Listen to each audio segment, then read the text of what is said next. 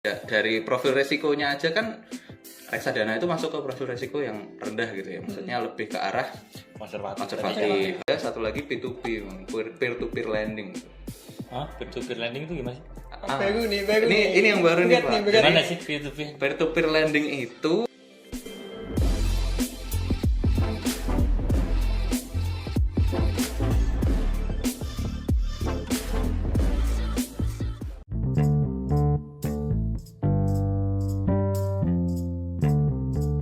halo guys, welcome back.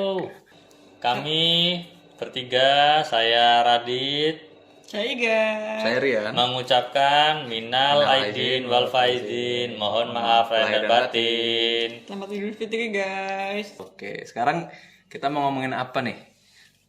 Mau main apa? Ngomongin apa? Oh, kira ngajak main. Main. Ntar lah ya abis ini. Weekend lah. THR habis turun nih.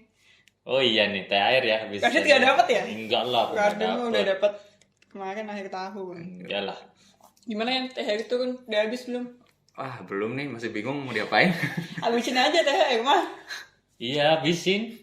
THR banyak juga. Ada kan Sultan gitu kan. THR mah cuman Udah dapet. secara remah-remah. Udah dapat kenaikan gaji. Mantap. THR-nya naik kan. Alhamdulillah. Nah, habisin aja kan. Iya. Ngapain sih disimpen tuh? Ngapain? Sayang banget. Iya, bingung tapi habisinnya apa gitu kan. Kan banyak tuh. Apa Apa habisinnya? Habisinnya apa enak? Gimana caranya? Dibelanjain aja. Iyalah. Ya, belanja kan macam-macam. Ada belanja yang konsumtif, ada belanja produktif. Oh, ini arah omongannya ke sini nih berarti. Ke arah yang produktif gitu kan. Ya, kalau bisa produktif dulu lah, konsumtifnya belakangan. Konsumtif kan misalnya beli-beli hampers gitu kan. Lagi musim banget ya ini hampers lucu. Lebih mahal packagingnya daripada isinya. Makin kesini tuh orang-orang makin beli hampers tampilannya sih yang dipentingin ya, isinya kayak sebenarnya isinya nggak terlalu mahal, cuman yang bikin mahal tempatnya. Oh, Terus gitu. kenapa kita jadi ngomongin hampers? Loh, enggak, berarti kan kita jangan beli sesuatu tuh dari apa yang tampak luarnya aja kelihatan bagus tapi dalamnya ternyata mungkin nggak bagus gitu kan. Benar. Jadi kita mending beli itu yang lebih berbobot dan lebih berisi gitu kan. Berarti kalau kita ngomonginnya tadi produktif itu kan ini arah pembicaranya ya, ini ke sini ya. Ke produktif berarti kan kita harus investasi sebenarnya kayak gitu kan. Oke. Gitu kita Jadi beli. topiknya jadinya investasi ya, Iya, bukan, jadi bukan investasi. belanja THR. Ya kalau mau belajar nggak apa-apa sih sebenarnya. Belanja apa saja gitu kan. Tapi kalau kamu sendiri gimana, Dit? Ya gimana ya kalau investasi ke mana ya biasanya investasi ke saham. Saham enggak sih, buat saham ya, saham yang jadi satu reksadana. Oh. Reksadana. Tapi nggak punya rekening sekuritas saham Ada sendiri. rekening sekuritas ada, cuman ya aku kan masih pemula gitu, masih awam gitu. Jadi kalau beli itu lebih kayak ke hati-hati gitu. Terus habis itu juga nggak memasukkan danaku sebagian besar ke sekuritas itu yang dimana aku main sendiri. Aku lebih ke reksadana sih, dimana itu kan sudah jadi satu gitu kan, jadi satu kesatuan. Reksadana kan ada 3 ya, reksadana pasar uang, reksadana saham, sama reksadana obligasi kayak gitu. Nah aku sih main di 3-tiganya sebenarnya, cuman ya ada kan aplikasi yang sudah ngatur tuh biasanya kan ini apa tipe aku tuh gimana sih, ada tuh aplikasi yang bisa pinter kayak gitu tuh. Aku tuh tipe orang yang gimana, konservatif atau yang berani agresif kayak gitu. Nah, Kalau mau tahu aplikasinya komen di IG kita nanti kita nah share ya, DM di ya. Japri aja ya aplikasinya ya gitu kan. Nggak ada sponsornya, kalau ada sponsornya kita sebutin gitu, kalau kita sebutin aplikasinya, kalau nggak ada ya udah gitu aja kita. Nah apa itu sih ke aplikasi itu, dan ya udah dia langsung ngatur. Misalkan aku masukkan gampangnya 1 juta, nah misalkan 50%-nya masukin pasar uang, 20%-nya masukin obligasi, 30%-nya masukin saham kayak gitu. Maksudnya itu enggak sih Dit, kalau gitu campuran reksadana campuran atau kamu ada 3 Ada 3 reksadana, jenis juga? jenis reksadana. Reksadana macam-macam, pasar uang itu aja Iya, kan iya, ada iya, jenisnya iya, kan. iya. Yang apa. Nah, gitu itu sih masuk. Jadi masukinnya ke Berarti kamu punya 3 bucket.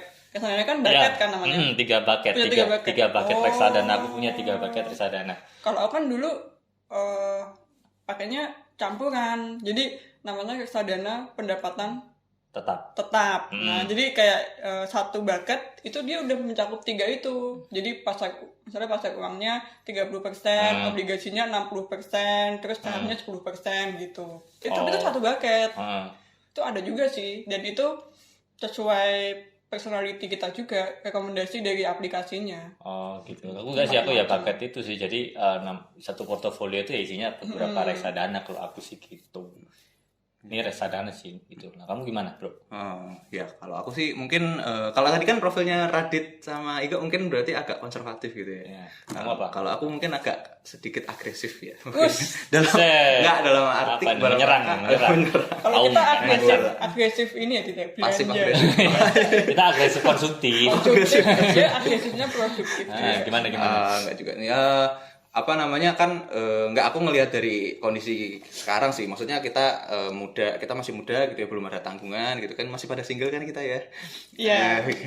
Belum ada tanggungan, jadi kayak ya udahlah, apa namanya, belum ada beban, jadi ya kita uang yang kita hasilkan itu ya kalau bisa jadi yang produktif gitu kan. Nah, dari profil resikonya aja kan reksadana itu masuk ke profil resiko yang rendah gitu ya, maksudnya lebih ke arah konservatif. Kalau yang agresif itu mungkin adalah lebih mau mengambil risiko dengan potensial return yang lebih tinggi gitu. Nah, kalau aku sih mungkin pertama pasti saham ya, yang lagi apa namanya lagi rame teman-teman anak muda juga sih. Iya, artis juga itu kan lagi promo-promo saham. Iya kayak gitulah. Terus ada satu lagi P2P, peer to peer lending tuh. Peer to peer lending itu gimana sih? Baru nih. Ini yang baru nih, Pak. Gimana sih peer to peer? Peer to peer lending itu sebenarnya itu kan aplikasi ya, bentuknya aplikasi juga. Nah, dia itu berperan sebagai bank. Jadi kita sebagai investor itu nanti kita bisa lihat ke aplikasinya, itu ada marketplace-nya.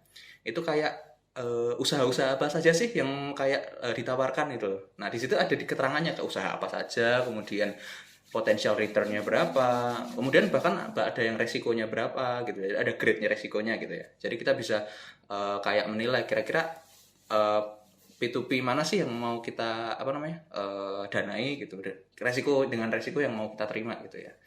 Nah itu biasanya itu ya jauh lebih tinggi lah ya, kalau P2P itu bisa sekitar dari 12 sampai 20% return. Returnnya itu per tahun. Per tahun? Iya.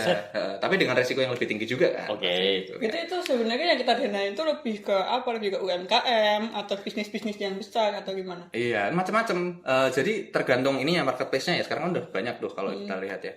Jadi ada yang benar-benar UMKM, ibu-ibu yang bikin warung kelontong, bikin kue, gitu-gitu juga ada yang kayak gitu. Nah, ini aja, tapi ada juga yang semacam dia itu semacam penyedia jasa atau ada supplier gitu. Nah, mungkin aku lebih ke arah situ sih. Maksudnya kenapa? Karena itu resikonya lebih terjamin. Gimana? Jadi misalnya kamu nih supplier nih, kamu mau jual produkmu ke aku sebagai aku mungkin aku perusahaan lain gitu ya, perusahaan yang mengolah bahan bakumu untuk aku jadikan produk baru gitu. Jadi aku perusahaan lain gitu ya. Nah, kamu mau jual produknya ke aku, tapi kan kamu masih ada beban produksi sebelum itu. Nah, aku sebagai pembeli kan nggak mau langsung mau nanggung itu, aku harus terima dulu, baru aku bayar kamu kan gitu. Nah, ceruknya di situ. Berarti kan kamu sebenarnya butuh kapital buat modal gitu kan. Nah, itulah yang masuk ke marketplace, salah satu marketplace yang aku pakai itu, ditawarkanlah ke investor-investor retail seperti kita nih. Jadi kayak nih kita butuh uang segini, nanti Anda bisa dapat return segini gitu. Oh, ada ya kayak gitu ya. Cuman ini konsepnya kayak bank ya berarti ya? Iya. Ya kan dia bilang B2B-nya ini sebagai banknya. Oh gitu. Jadi kalau di bank kan kita nabung nih, kita kan naruh uang gitu kan. Nanti kan uang itu akan diolah oleh bank untuk dipinjamkan gitu kan, misalnya kan bisnis bank itu kan seperti itu gitu. Itu kan. Jadi kalau ini bedanya kita naruh duit di situ, tapi kita tahu uang ini dipakai siapa. Oke. Tapi dengan catatan bahwa resikonya pasti lebih tinggi, ya kan? Karena kalau misalnya kita udah nabung ke bank itu kan pasti milih usaha yang lebih mereka tuh udah punya cara untuk menilai, wah ini resikonya tinggi, resiko rendah. Biasanya yang masuk ke P2P itu tidak dinilai mungkin kurang layak untuk masuk ke bank.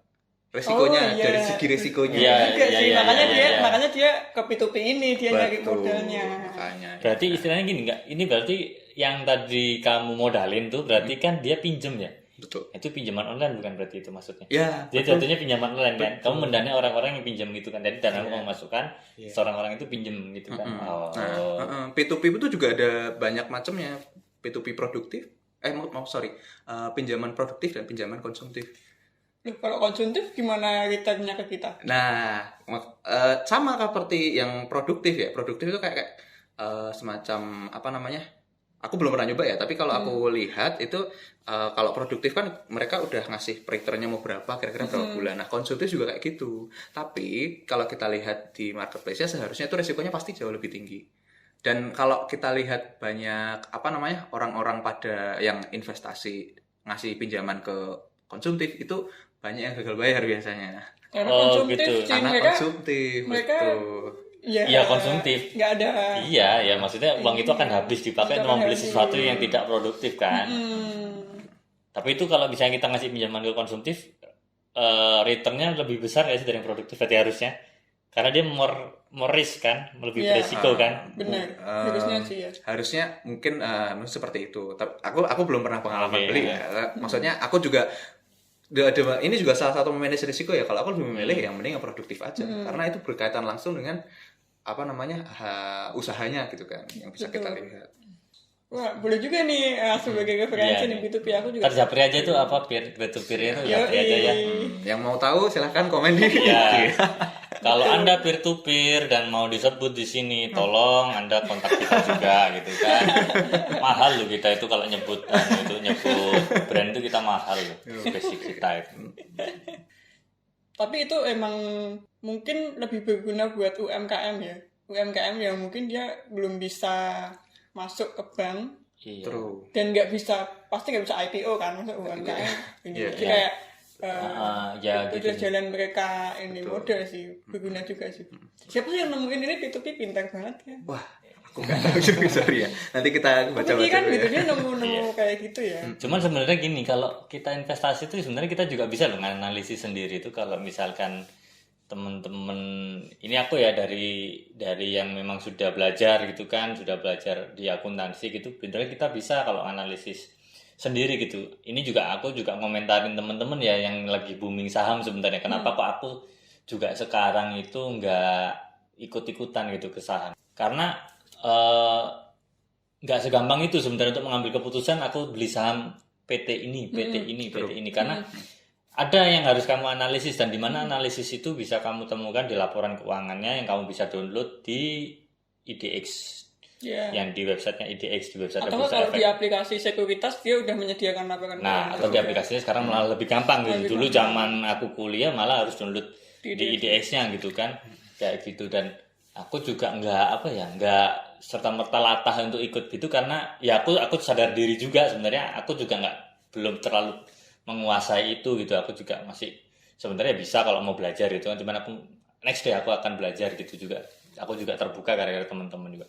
Cuman itu jangan sampai kita juga latah gitu kalau investasi ngikut aja misalkan artis A beli saham ini beli gitu kita beli juga ya siapa tahu artis itu ada maksud tertentu gitu kan untuk menaikkan saham PT Tapi kan ini. kemarin artis udah di ini Komentarin di sama komentar IDX. maksudnya ya nggak boleh promosi nggak sih saham nggak boleh dipromosiin. Saham itu nggak Iklanin boleh di endorsein gitu dalam kutip Iya, nggak boleh di endorsein nggak iya boleh ya di-endorsein. ya mungkin maksud mereka juga nggak endorse cuman kan ya kita kan ya namanya netizen gitu kan maksudnya beda Netizen gitu. kita kan yang paling pedas. Dan dia tuh Ya, apa belajar aja rasio-rasio yang ada di laporan keuangan itu apa ya rasio likuiditas rasio apa nah itu kita bisa pelajarin dan kita bisa ngambil keputusan tepat tuh kalau memang belajar laporan keuangan gitu dan sekarang belajar akuntansi gampang kok di internet banyak kayak gitu sih. Ada satu web yang ini ya membantu banget tuh kalau belajar apa akuntansi. Ada. Kalau mau tahu webnya DM. Kalau mau disebut tolong kontak kita juga. Siapa tahu kan bisa Jadi disebut. kita udah mulai ini ya, udah mulai jual buka, mahal ya. udah buka papan reklame kita.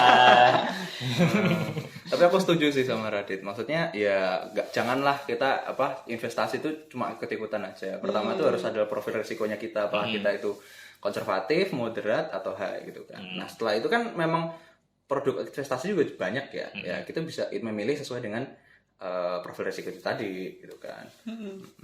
Sebenarnya ikut-ikutan atau latah tuh bisa menjadi sebuah trigger. Gak apa-apa. Misalnya, temanku dia main saham nih. Aku juga pengen. Tapi latahnya itu adalah latah yang teredukasi gitu. Latah yang sebelum aku ikut-ikutan dia, aku juga harus belajar. Gitu. Ya. Aku belajar berbulan-bulan nih sebelum aku daftar di salah satu aplikasi sekuritas gitu. Pas aku udah masuk, mereka semua saham. Ya sama sih, aku juga kadang udah aku masuk juga merah karena memang aku belum menguasai gitu, makanya aku stop dulu deh, aku mending ke reksadana dulu yang memang sudah dikelola gitu kan kayak gitu. Yang udah duluan dipunyai juga. Dan satu lagi, tujuannya kita investasi itu apa juga harus tahu kan, jangka pendek apa jangka panjang. Kalau misal nabung cuman misalkan nih 3 tahun lagi mau nikah gitu kan, ya nabungnya jangan yang returnnya bakal tinggi waktu misalkan jangka panjang gitu kan, kayak saham itu kan sebenarnya return jangka panjang. Kita nabung yang memang jangka pendek dan memang bisa cepet dicairin kayak deposito, reksadana kayak gitu. Ya kayak gitu sih tujuannya apa. Kalau mau beli aset, beli rumah misalkan aset yang lebih ya mungkin kita investasinya ya bisa ditabung di reksadana juga atau ditabung atau bahkan langsung aja ambil KPR. KPR tuh kalau menurut aku juga karena harga rumah selalu akan naik ya gitu kan. Itu juga termasuk investasi. Cuman dia tidak lebih liquid dari reksadana, dari deposito. Lebih liquid itu lebih gampang dicairin ya. Nah itu karena jual rumah nggak segampang jual kacang goreng gitu kan.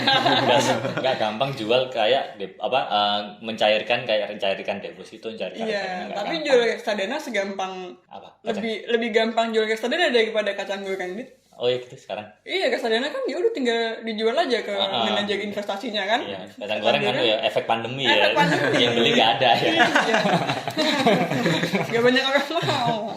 Ya maksudnya kalau kayak saham gitu, misalnya saham. Ya kalau misalnya kita konsepnya mau jangka pendek dengan cuan yang lebih banyak, yang main saham gitu. Cuman main saham kan dia catatannya dia emang harus tahu fundamental perusahaannya, tahu ini gitu. Cuman kalau aku lebih ke nabung. Jadi 1 bulan tuh aku bisa 1 lot.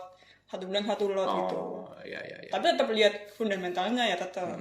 Jadi kalau misalnya konsepnya nabung itu kalau misalnya fundamentalnya udah kuat di perusahaan-perusahaan blue chip. Nah itu mau merah pun kita akan ikhlas karena dia akan naik lagi gitu. Semerah-merahnya dia nggak bakal. Kita pede gitu kan. Ini pasti ada untungnya, pasti akan pasti untung. Ada gitu. untungnya. Kalau jangka panjang tuh harus sabar gitu. Hati-hati bro, pasti akan untung itu belum tentu. Jadi kalau kan sekarang mungkin kamu teman-teman juga udah pada dengar ada yang Unilever, Astra, mungkin sebut aja ya yang pasti udah pada tahu ya. Itu mungkin itu sebenarnya sangat bagus fundamentalnya, tapi kenapa harganya bisa sangat turun dalam sekarang. Jadi untung atau nggak untung itu sebenarnya selain kita tahu, walaupun kita sudah belajar, itu juga kembali lagi ke mekanisme pasar. Unpredictable juga sih. Betul. Ya. Jadi kalau kamu bilang pasti sih mungkin harus dikoreksi sedikit. Oke. Siap Bapak.